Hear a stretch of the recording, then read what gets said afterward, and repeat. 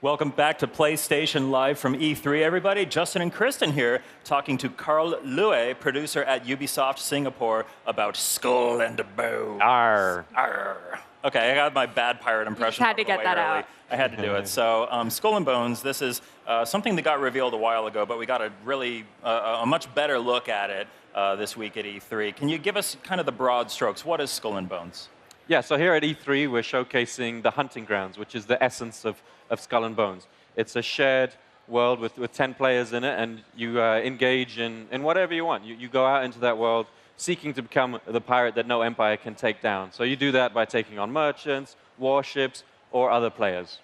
Cool. And this is, to kind of make the comparison nice and early, this is very reminiscent of the naval battle stuff in Assassin's Creed Black Flag, which I was a huge fan of. Can you tell us a little bit about how you took kind of the skeleton of that and expanded it into this full game? Absolutely. So at Ubisoft Singapore, we actually created the naval gameplay for Assassin's Creed all the way back in Assassin's Creed 3. And as early as that, and especially, of course, with Assassin's Creed 4 Black Flag, we saw that the naval gameplay was very popular. And a lot of people were asking, what would this be like in a multiplayer setting? What would it be like to play a full pirate game? So that's something we've been dreaming of working on for years, and we're very happy to share that with the players here at E3 this year. Great. Well, it looks fantastic. We're seeing some footage here now. Feel free to call anything out as you see it if it stands out to you. But yeah, can you tell us? You mentioned the multiplayer. Can you tell us a little bit more about how the multiplayer functions in Skull and Bones? Yeah, absolutely. So the multiplayer it's the core of our game. It's an online game, so you're always in a shared world. And when you enter the hunting grounds, you start in the hideout. You'll prepare for your hunt. You choose what ship you want to play. You'll check what the conditions are like using the fortune teller. And once you go out into the world, you'll use your spyglass, the crow's nest, and you'll see what's around you. And sometimes you'll come across another player. And when you spot another player, that moment is really interesting because you're probably a few hundred meters away from each other, and you have to make a choice. Do I want to ally with this person? Do I want to take them on? You can very easily send a quick in-game invite, say, hey, do you want to join my group? We can take on some bigger challenges like the fort or some really difficult escorts. And so maybe you'll join up and take on other players or bigger challenges, or perhaps he'll reject your invite and you're going to have to fight each other.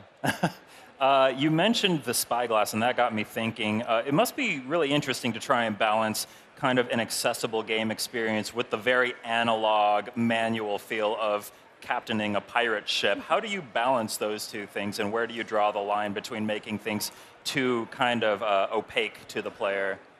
Yeah, with Skull and Bones, we really want to push the skill cap and make sure that it's all about deep, rich gameplay, which really exposes how good a player is, and that's how successful they'll be within the hunt. So scouting things like the crow's nest and the spyglass need to be used to collect information and know how you want to attack a foe. Another important part is the wind. So we have wind gameplay, so you really have to pay attention on what direction is the wind coming, and then align your ship accordingly to make sure you can get those attacks in the right way.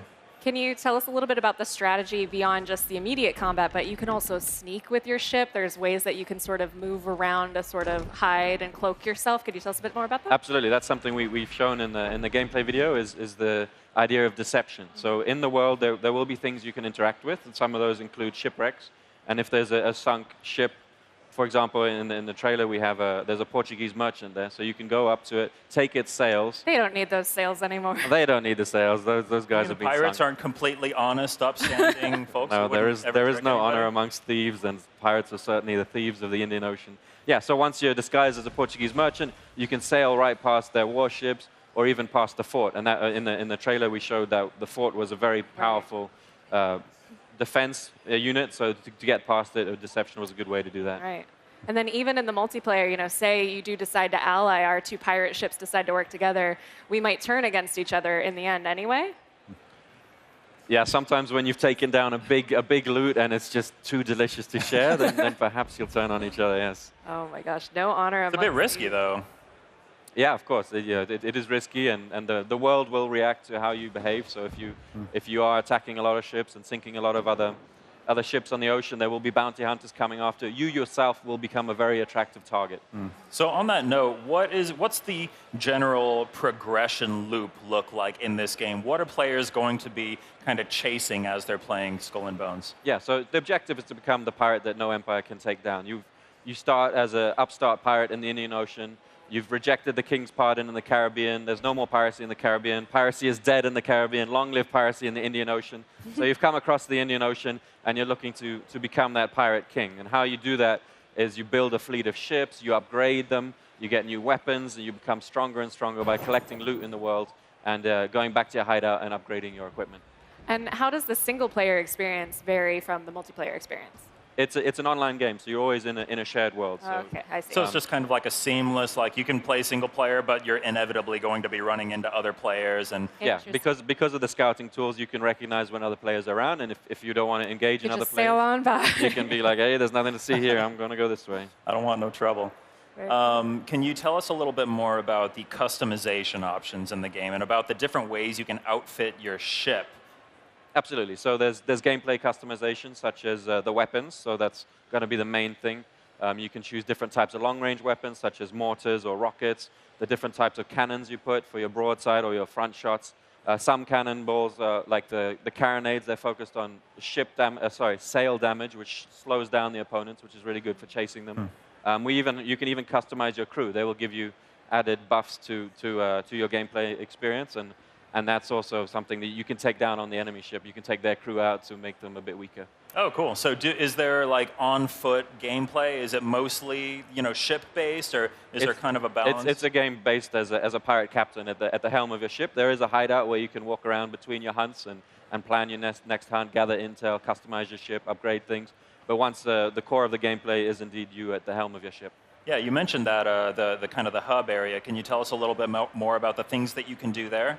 Yeah, sure. So that's where you have the shipwright. You'll have that's where you'll be able to recruit different crew members. The fortune teller is there, where you can talk to Taljid, our fortune teller. He will let you know what state the world is in. So you can come to the same map on different fortunes, and the conditions can completely Doesn't change. it feel kind of like cheating to ask a fortune teller what you should be doing in a video game? I don't know. Well, it's optional. If you want to take on the extra challenge, don't talk to Taljid and just go out in the world unprepared. I'll probably cave and talk to the fortune teller. Yeah. Cool. So can you tell us a little bit about just kind of the gameplay that we're seeing on the screen here? Just kind of describe what's happening. Yeah. So here we see this is the Royal Fortune being captained here. So that's the biggest, strongest player ship we have here at E3. That has it's a frigate with a huge amount of broadsides. So that's really powerful. Here we can see the density of this particular map. This is in a hostile takeover fortune. So the Portuguese and the English are fighting at sea here, so that pirates are often opportunistic. So you can come in there and try and take advantage of these two factions fighting each other. You mentioned that ship was the most powerful one you have here. What's going to happen if a brand new player sets sail and encounters someone who's at like end game status? Is there like a disconnect there? How do you handle that? That is something that we're actively looking at in our PvPvE world. How do we make sure it has a safe onboarding and make sure that all different play styles will be welcomed? And that's something we'll continue to look at. Good to know that you're working on it. Absolutely. Yeah.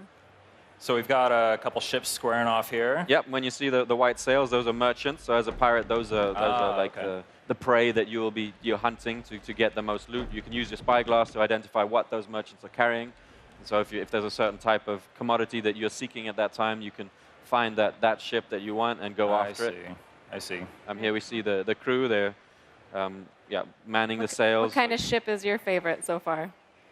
We have three ships here at E3. We have the Royal Fortune, which we spoke about, the big frigate. Then there's the Black Horn, which specializes in ramming. That's my personal favorite. I like to get in close and nasty. There, you see it there in the front with a big front ram. That when you come close and you can really hit the ship hard and ideally transition straight into a boarding. Boarding is a high-risk finishing move, which allow you to maximize your loot.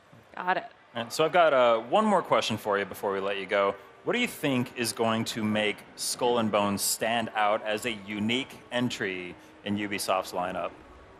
It's a really fascinating game. When we play it, we're amazed at how different we play it each time. That social experience of when you see another pirate out there, what are you going to do? Are you going to become allies? Are you going to take each other on? So allowing the player to find out what sort of pirate they are. And I'm sure our players will be surprised. They won't even know what type of pirate they were before they play the game. I'll be nice. I'll be a nice pirate. I say that now. You think that, yes, you think that. Once you play That's what they all say when they get started. the greed, we will make sure that you become greedy and then you make decisions you might later regret. Is there a release date, or are you guys targeting anything in particular? Yeah, we've mentioned a 2019 release date, and the game is available to play on the floor at the Ubisoft booth, so please come on over and check that out. And you can also get details of the live phases at the website, skullandbonesgame.com.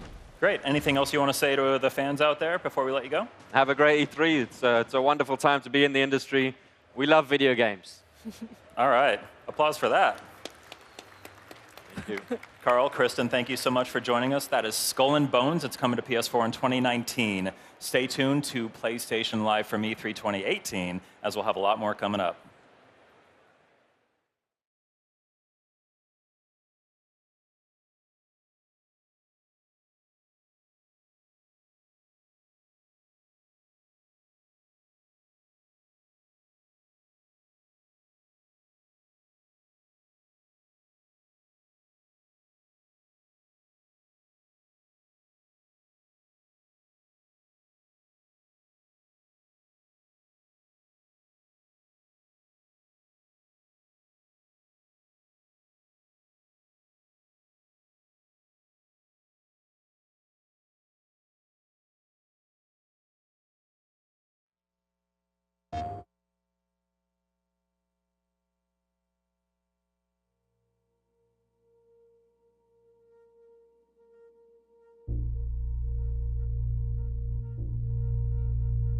One of the first formal studies of the phenomenon was at Harvard Medical School in the year 2000. Participants played the game for 7 hours each, spread over the course of 3 days. Remarkably, 63% of the participants, almost 2/3, reported seeing imagery from the game hours after they finished playing, often just as they were falling asleep. This fact on its own was newsworthy. But even more surprising, amnesic patients with brain damage that prevents them from forming new memories also reported seeing game imagery well after they'd finished playing. These participants were unable to recall having ever played the game, but their descriptions matched those of players with perfect memories. Blocks.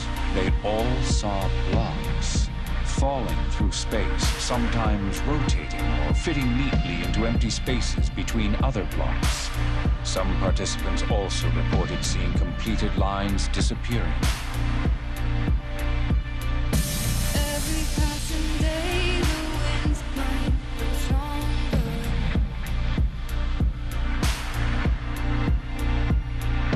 Joy to light the way, to keep the reminder. I'm yours forever. There is no end in sight for us. Nothing could measure the kind of strength inside our hearts. It's all connected. We're all together in this love. Don't you forget it. We're all connected in this. I'm yours forever.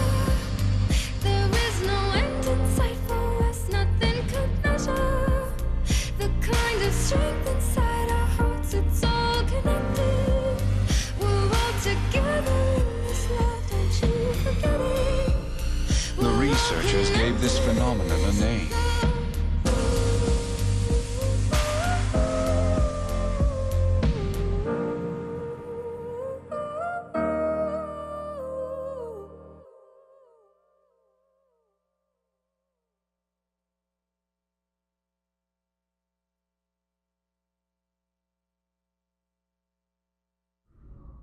PlayStation.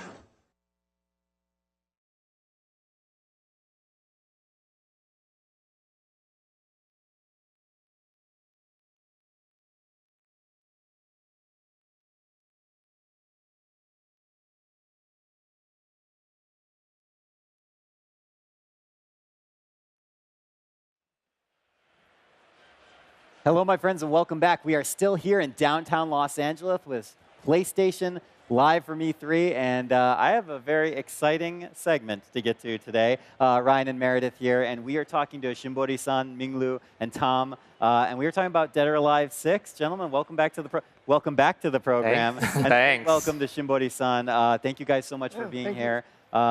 Let's talk, maybe Tom, let me start with you real quick. Sure. The original Dead or Alive came out in 1996. I mean, that's a long history for the series, and the series has been around for a long time. What's it like for you and for the team to work on something that has such a history? Oh, it's absolutely amazing. I mean, DOA has evolved over the years in so many different ways, and I think, especially in the last iteration with DOA 5, when we launched that, I think it really took on a new life of its own, and I think we've really energized our competitive community with that. I mean, DOA has its strengths, but I think we've really tapped into that. I don't know. I wouldn't even really say esports, but it's a competitive scene, which was very exciting for us. So with that in mind, we're so excited for DOA 6 because it's so much more of this new competitive mechanics coming into play, gorgeous stages, obviously attractive characters, and I can't wait for our director to reveal a lot of these details for you today. I mean, I would spill it all right now, but I want to give him a chance to speak. Well, so let's give Shimbori-san a moment here and kind of share with us. Maybe let's talk a little bit about what's new and what's important in Dead or Alive 6. DOA6 において、最も新しいそして大事な部分はどこだとお考えですか？そうですね。まずこのゲームのね、テーマというかコンセプトがありまして、激闘エンターテインメントと呼んでます。Well, first and foremost, the concept for this game is intense entertainment, intense fighting entertainment.